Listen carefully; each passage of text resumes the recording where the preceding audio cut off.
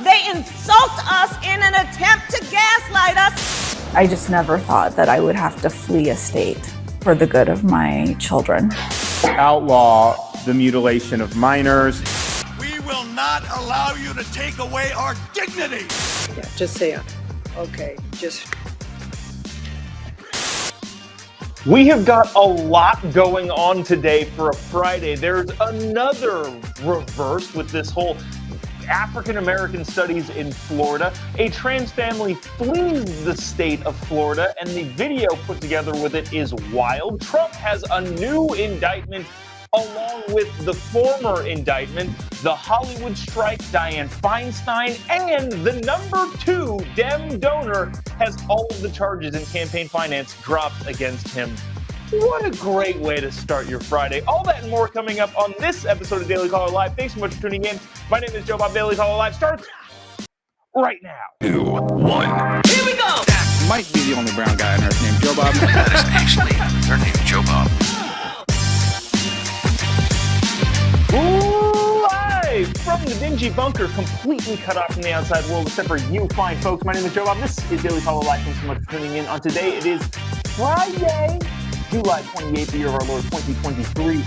A lot more going on in the world and in the news and in politics than I would have expected for a Friday, but we have a packed show for today. So strap in.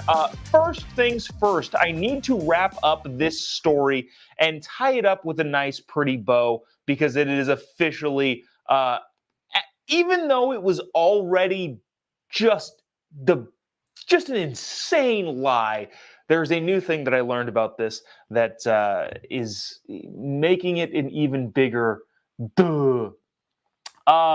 Kamala Harris said this the other day. I'm going to play the clip for you. I'm not going to reset the entire thing. But she said this. This is wildly misleading to the point where it is just an evil lie.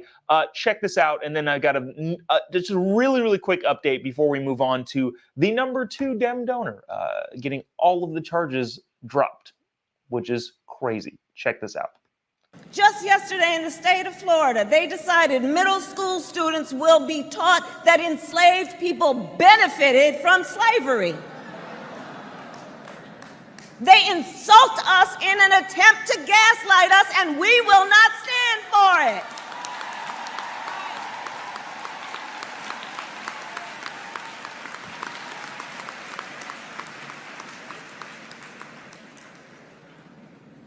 We who share a collective experience in knowing we must honor history and our duty in the context of legacy. Okay, that's enough of that. So we talked about this extensively on Monday. Holy cow, did an ad just pop up? We talked about this extensively on Monday, how this is a brazen lie. What she said is that they are trying to teach that slavery benefited enslaved people. Now, the verbiage in the curriculum, holy cow, stop moving around, says this. Instruction shows how slaves, and this is after they say slaves were given duties such as agricultural work, painting, carpentry, tailoring, domestic services, blacksmithing, transportation, a bunch of other stuff. After that, it says this. Instruction includes how slaves developed skills which in some instances could have benefited their personal life. They're obviously talking about post-slavery. Now, that is the Florida law that is just oh so bad that they're teaching people that it was good for slaves/black people that they were enslaved. Of course, nobody is saying that. Not to reset the whole thing, but the course says specifically, or the course has specifically all of the instances in how slavery was awful. And that one little tidbit, Kamala Harris and somebody in her staff decided to pick out. Now, I want to read you this. This is the federal government approved AP course. This is a section in that course that says something pretty dang similar that the White House approves and therefore Kamala approves of. It says this: in addition to agricultural work, enslaved people learned specialized trades and worked as painters, carpenters, tailors, musicians, and healers in the North and South. Once free, African Americans used these skills to provide for themselves and others. It says the exact same effing thing in the federally approved, White House approved AP history course on slavery, as Kamala Harris just there said is so bad that it's happening in Florida. Okay, so effectively then, if the curriculum is essentially the exact same, just by the way, for the record, just to be, I guess, somewhat fair, the College Board has rejected this comparison, which is fine. They're allowed to say whatever it is that they want. I have eyes, I can read the thing, and you can reject the comparison all you want, but the thing sounds pretty dang similar to what is now being called just racist in the state of Florida. So I think that should put a pin in that. I don't think it's funny because she said this at a speech over the weekend and then was supposed to speak in Jacksonville, and I think she did, but I don't think she mentioned this again, or at least I haven't seen it making the rounds because she was said to repeat this sort of thing, but I didn't bother to watch her 30-minute speech. I would have assumed that if she doubled down on this ridiculous, horrible lie, then she would have been called out by the internet, which would have leaked that clip, or that clip would have made its rounds again for us to make fun of her again. So I don't think she actually did. One quick side note, which I think is interesting, they're going to try and play this up if they do decide to double down on this. Tim Scott, Senator, South Carolina, who's also running for president, was in Iowa, I think, yesterday, and said something bad.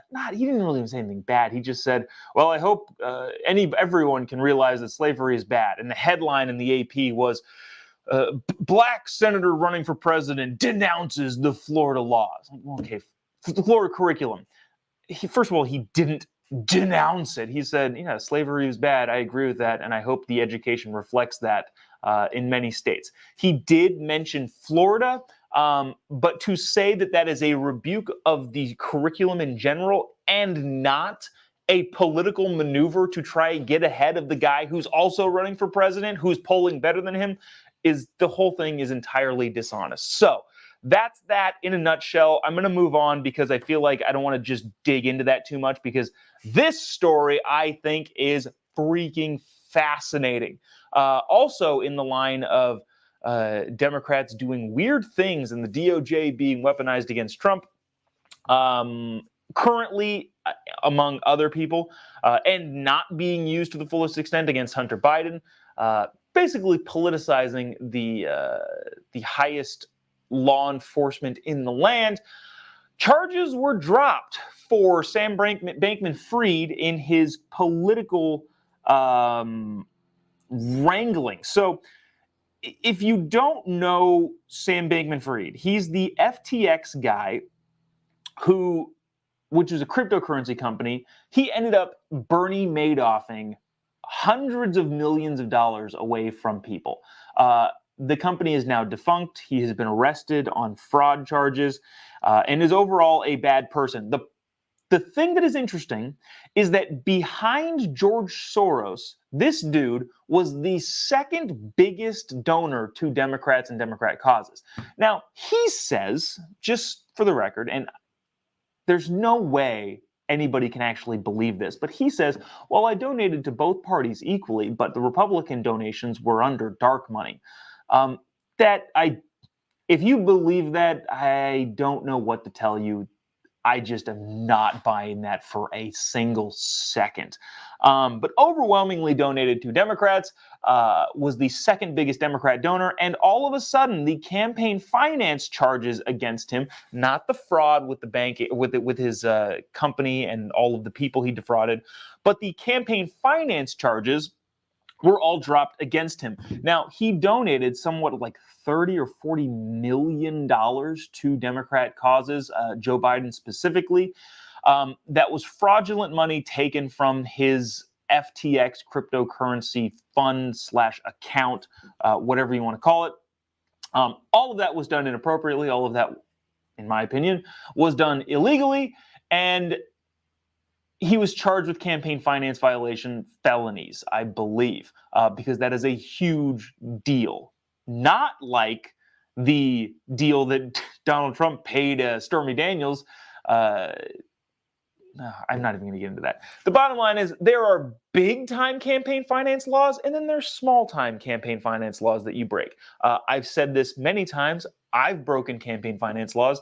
Obama broke campaign finance laws. Donald Trump broke campaign finance laws. A lot of times it's just paperwork stuff that's just kind of like misfiled and misused. And at the end of the day, you pay a small fine and go on with your life. This particular instance, on the other hand, is tens of millions of dollars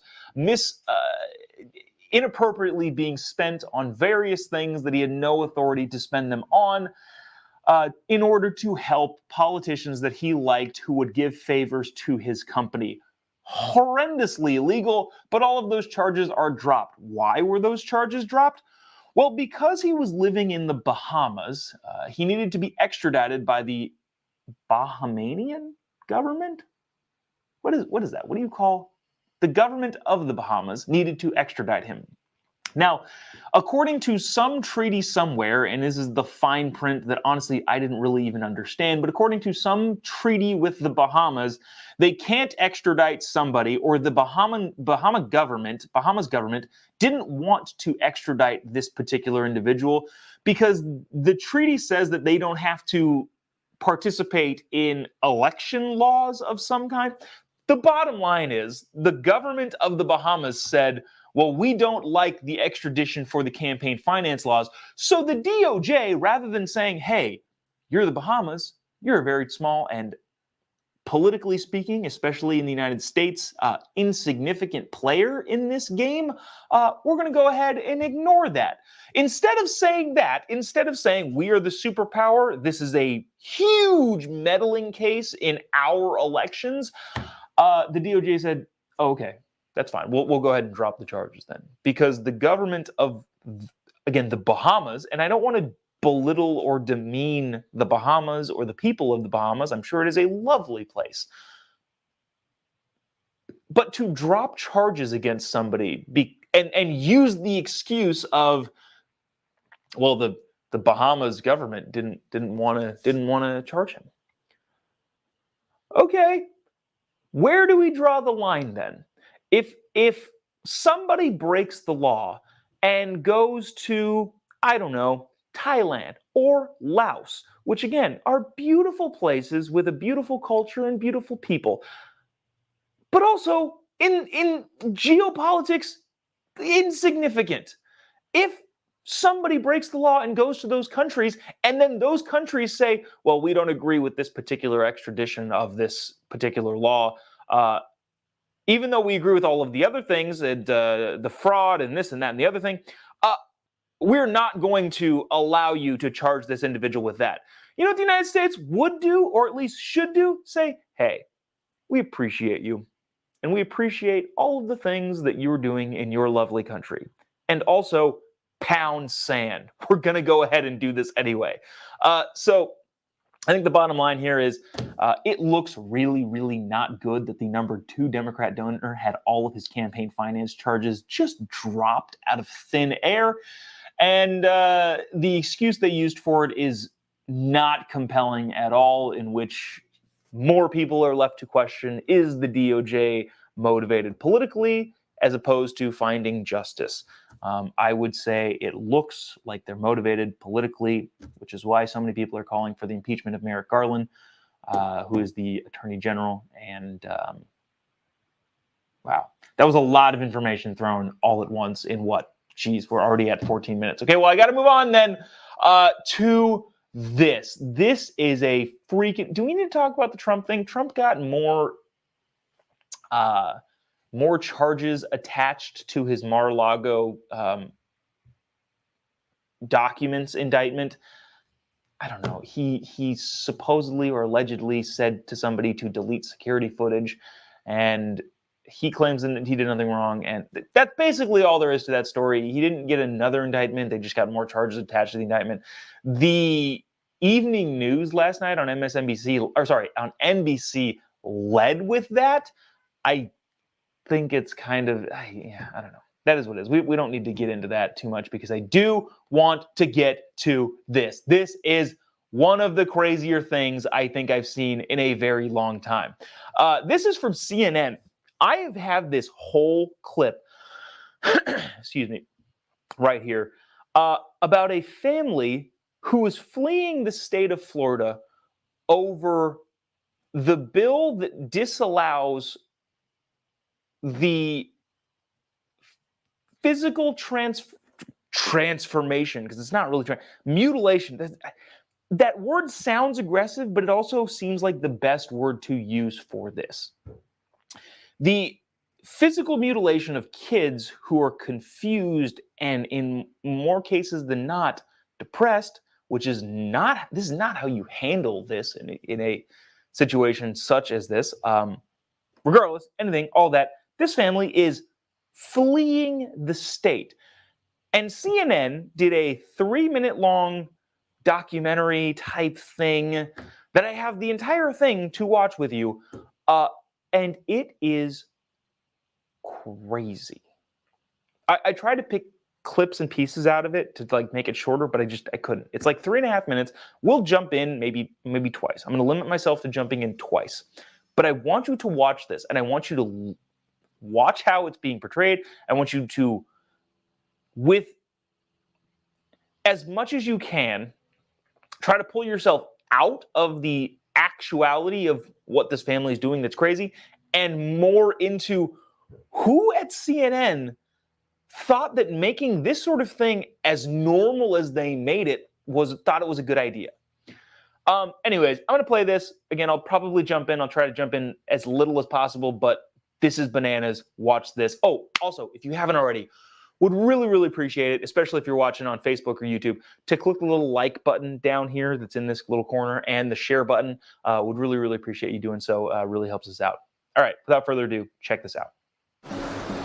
We just thought it would be a nice, warm place to live where we could get to beaches.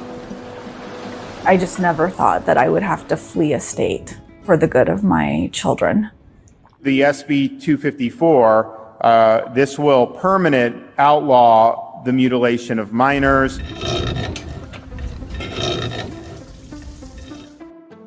I remember Tori coming to me one time and in tears, which she doesn't normally do. And I asked her what was wrong, and she said DeSantis. And like the fact that a governor would be making my kid cry, that's a messed up government. We're absolutely. I can't not. The fact that the governor is making my kid cry.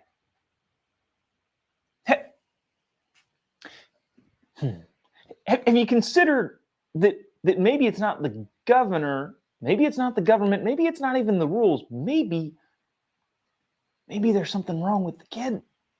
And I hate doing this because I don't know. I tried to look. I don't know this particular trans individual's age, so I don't want to sit here and just thrash on a child. But at the same time, I've made it very clear, and I think a lot of people have made it very clear, that kids are not the smartest, and sometimes emotionally, specifically, they go off the rails. So what I'm trying to say is that because a child, as she's describing it, this mom,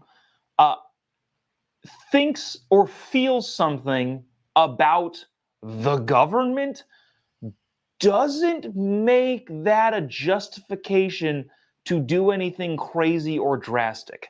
I'll stop and continue. Moving because of the political climate and the laws in Florida. We didn't want to move.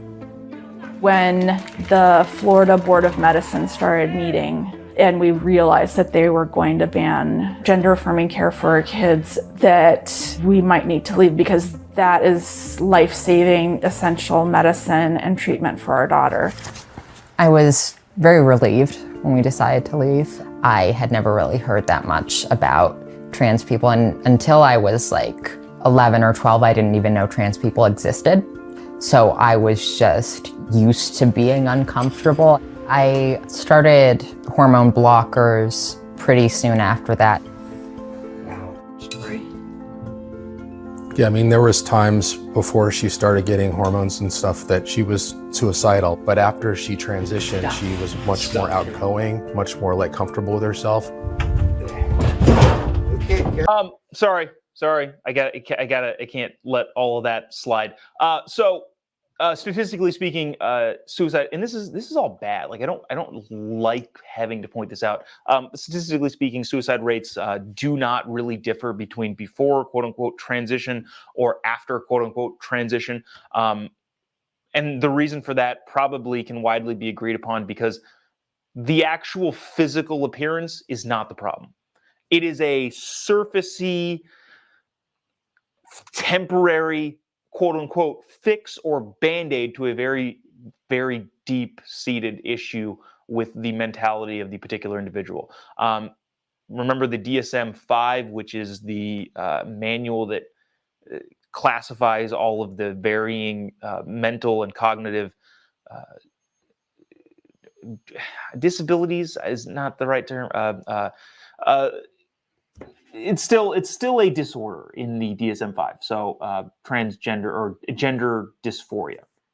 So that being said, all of this person started taking hormones at 11, which is these parents have ruined this kid's life by allowing their kid's emotion to dictate the trajectory of their life.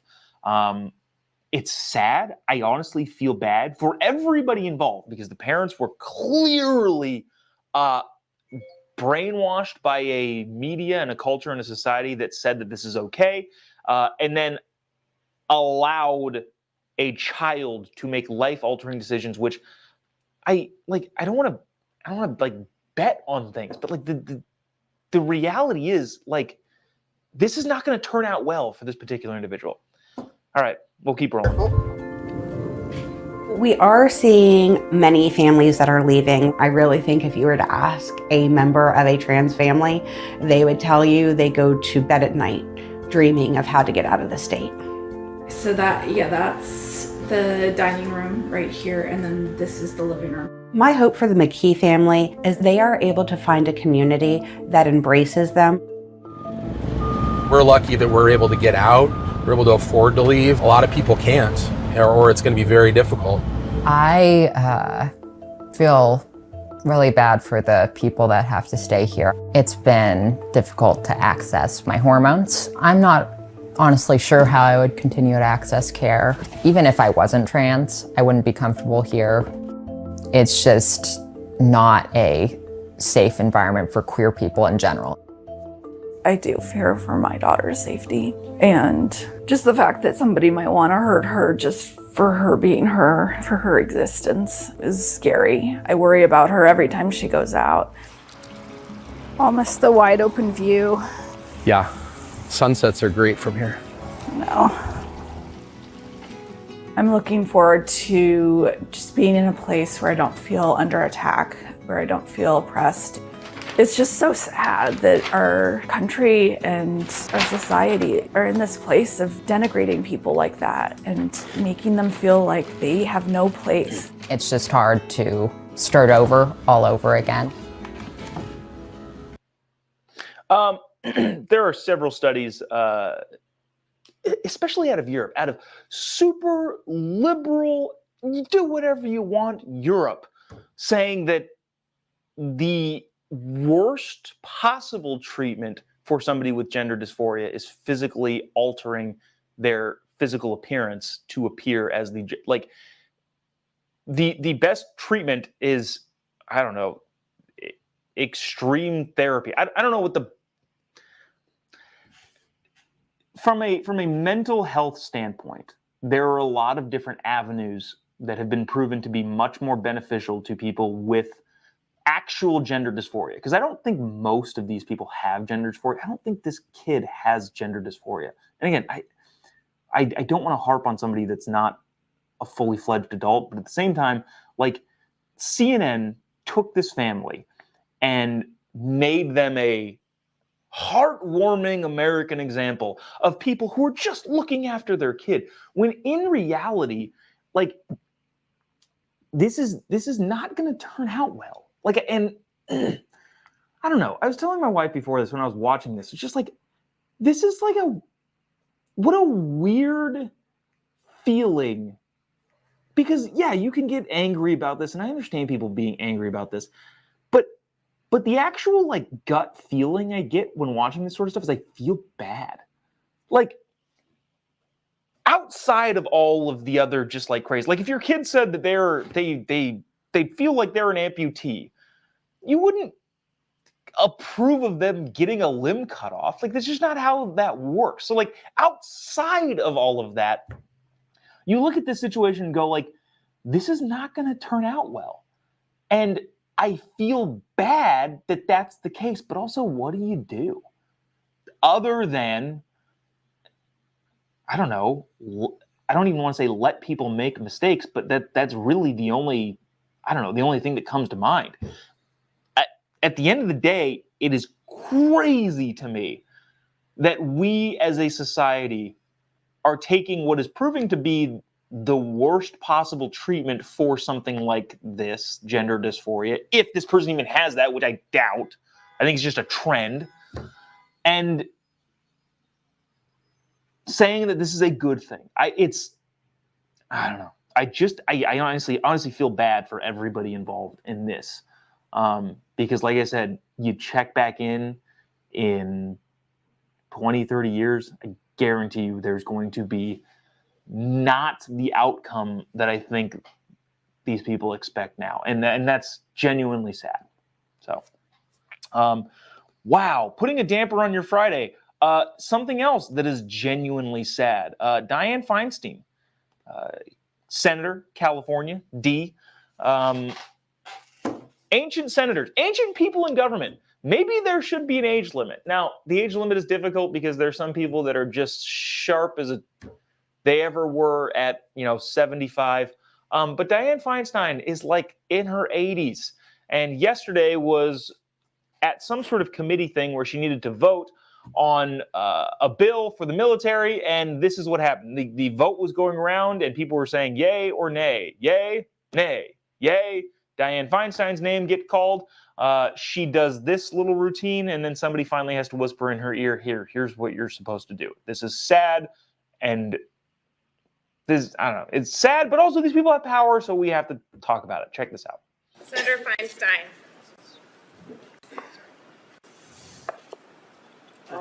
Say aye. Pardon me? Aye.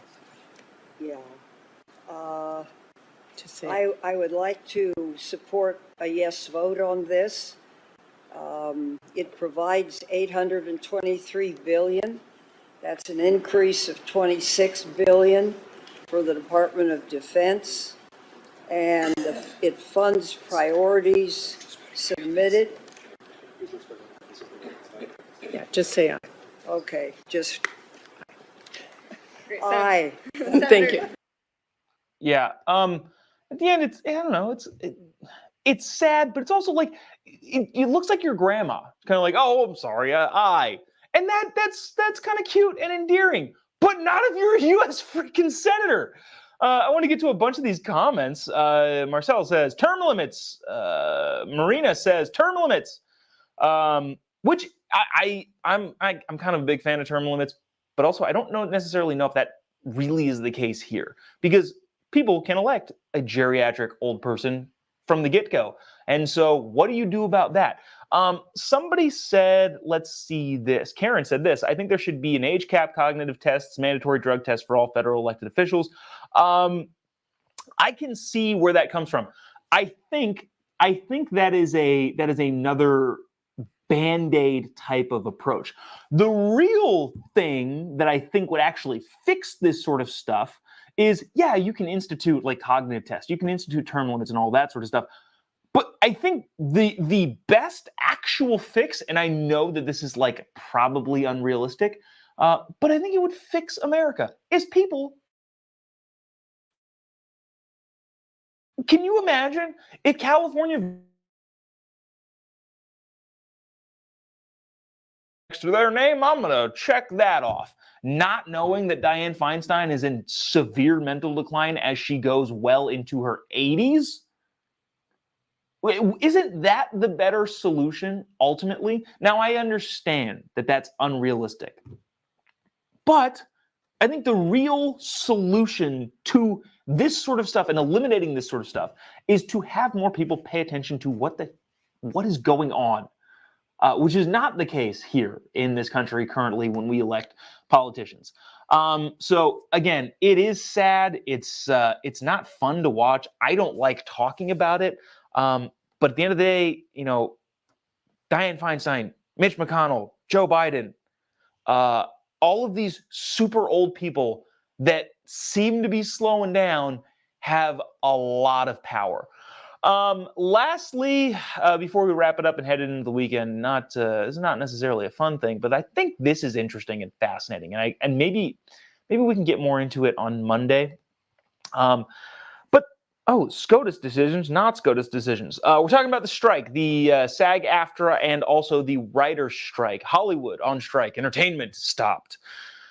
This is a clip of Bryan Cranston, and he is, I've always thought he's been kind of a normal-ish type celebrity / actor, but this kind of is I'm going to just play this clip, and I want you to watch it, and then I want to discuss a couple of there's two big points to this writer strike that I'm curious to see how they can resolve, if they can resolve. Check this out, and we will discuss on the other side. That we are all gathered here today in unity in front of an entity that is run by Disney.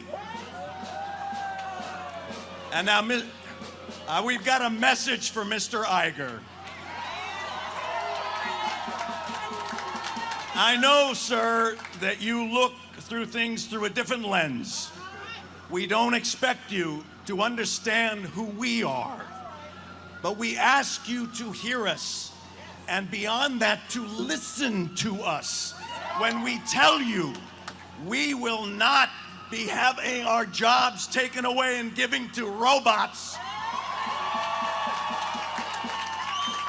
We will not have you take away our right to work and earn a decent living.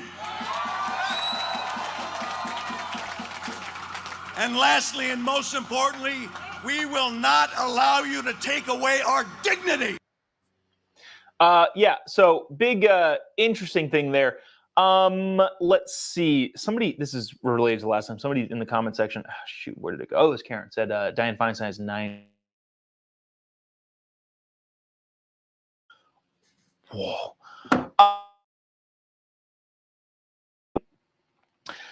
Here's a couple things that I think are interesting.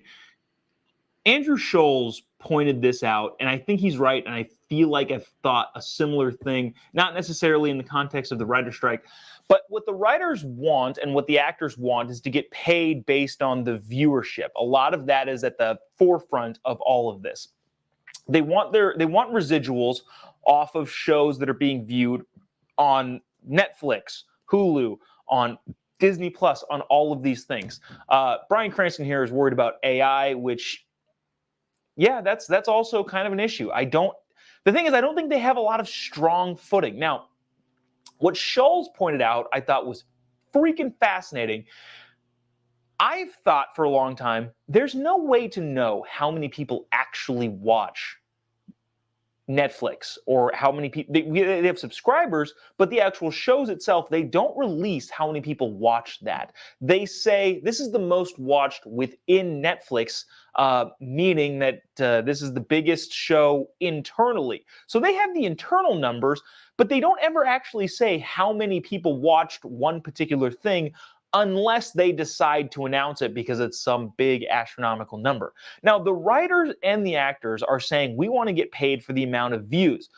The problem is, if the Netflixes, the Disney Pluses, the Hulus, the Peacock channel, all of these streaming services actually release the data about the viewership, I have a feeling the numbers are going to be substantially lower than what I think a lot of people are led to believe. What's the fallout from those numbers being lower? Well, if the numbers are lower, then the investment in those companies, which I think a lot of them are public companies now at this point, would probably tank. If the world thinks they're getting 100 million views and only they're getting 50 million views, okay, the share price is probably going to take, which means investment is probably going to take, which means access to future capital is probably going to tank. What that would mean is there are less productions being produced by these specific companies. And if there are less productions being produced, there are less actors and writers being hired to produce and star in these productions. So it's an interesting concept because they're advocating for the big streaming companies to release their numbers, which could lead to actors and writers losing more jobs. Not necessarily to AI, but to the fact that people aren't going to make nearly as much content. I think the content model for the streaming services is currently unsustainable. There's too much stuff going out, too much production value being put into a multitude of shows that don't get any real viewership, or at least the viewership to justify continuing to do them. But the streaming companies believe that they're fighting for the future. And so what they want to do is get the most customers in now so they can make a bigger profit long term. That's one of the big issues with what's going on with the writer strike and the actor strike, which I don't know that they have the best footing to stand on. Here's another thing that I thought was fascinating, and Bryan Cranston kind of laid this out at the very end of it, is their right to work and their dignity, which is an interesting thing to claim when you're producing a product. Now, I understand the concept of contractual residuals, meaning that if an actor wants to be in a particular movie or a director wants to direct it, if the studio wants that particular individual to work on that project, I can understand why there would be a negotiation for some back-end money. I understand back-end money. I deal with equity, and not equity in the terms of like everyone should be the same, but equity is in percentages of the business or percentages of the outcome of the business or the revenue. I understand that. I get all of that. But it is a weird kind of phenomenon in this particular industry where residuals by the unions are built in automatically, even for the lowest level actors and people, writers on the particular project.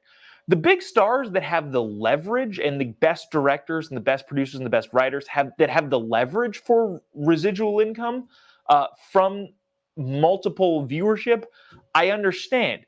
But the lower level stuff, that's a weird kind of thing. Like, picture it like this.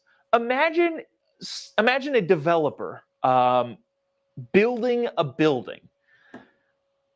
The developer could cut in a bank who helps finance that building. It could be private investors. It could be a multitude of different things.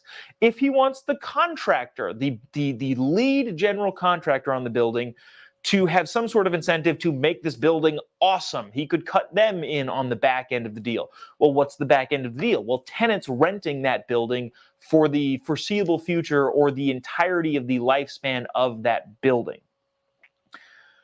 Effectively, that's residuals, and that's what residuals are.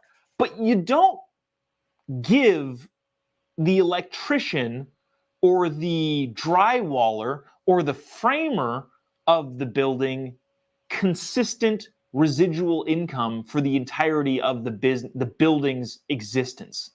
Those people don't make money forever for using their skill to develop a product that is being used, forever, right? Does that make sense? The lower level people there don't get a cut of the building's revenue for as long as the building stands. There's a level at which that happens, and it makes sense because the people at that level have negotiating leverage. But to say that the bottom level people, which is what SAG and AFTRA is, and what the writers' unions are, it doesn't seem like they have the best footing, I think is what I'm trying to say. If the guy who puts the toilet in gets paid and he's happy with that paycheck because the market dictates that's what he should ask for and be expecting to be paid, yeah, you don't get residual income off of that. If there's one thing that we've learned from the multiple streaming services is that the the amount of talent that is out there in terms of creating an entertaining piece of content is way bigger than we probably would have thought, which means that the people that are currently doing it have less leverage to act on because there's a lot more people that can act than we probably thought. The gatekeepers are down, more people can act, and therefore the leverage to assume that residuals are built into the contract don't seem like they have the best footing, especially for the lower level people. I feel like I'm going on and re-explaining this sort of thing, but the idea that that is going to be the hinging point on whether or not this stuff gets resolved is going to be fascinating to watch. I don't know. I don't really have a side. I don't really care particularly. I think there was one comment that I want to bring up really quick that I haven't looked at the comments in a bit. But it said, let's see. Celeste said, Hollywood strike not affecting my life. Yes, correct. So there's that. But I don't know. I find that stuff interesting, and I'm really, really curious to see how the contracts go. And if the studios and the streaming platforms just say, we'll just find other actors. You know who wants to act? Freaking everybody. And I guarantee you we can replace a lot of people. I don't know. I don't know if that's going to be the case. I'm not even necessarily rooting for that, but I'm curious to see if that is going to be the outcome of that. But anyways, wow, went on rather long today, but I don't know. I thought the strike thing was kind of interesting, but appreciate you sticking around, tuning in. Benjamin says, finally got a live notification. Southwest Florida in the house. Hey, appreciate you tuning in, Ben. Yeah, I don't know. I guess wherever you watch this, if you click the little notifications things, you can get notified when we're going live, whether it's on the Daily Caller pages or my own page. Speaking of my own page, if you haven't already, give me a follow on any of your social media platforms. Just type in JOBOB. You'll be able to find me pretty much anywhere. Tickets are for sale for our Fallbrook comedy event. Tickets are not yet for sale for Arkansas and Tulsa, but they will be soon. So if you have any interest in going to any of those shows, you can follow me on Instagram, social media, and we can get you some information there. That being said, that's going to do it for us today. Appreciate you sticking around, tuning in. Have a great weekend. Lay off the news. It's all going to be there Monday. So, I don't know, hang out, do some fun things, as opposed to getting glued to the TV screen or the Facebook screen or whatever it is. Go out and enjoy life. But we'll see you Monday, same time, same place. Unless I'm in the hospital because my wife is giving birth, because our due date is tomorrow. Congratulations to us. All of you who have sent congratulatory messages. Really appreciate that. We'll see. We'll see when she decides to show up. But we'll see you on Monday, at least as of right now. God bless America.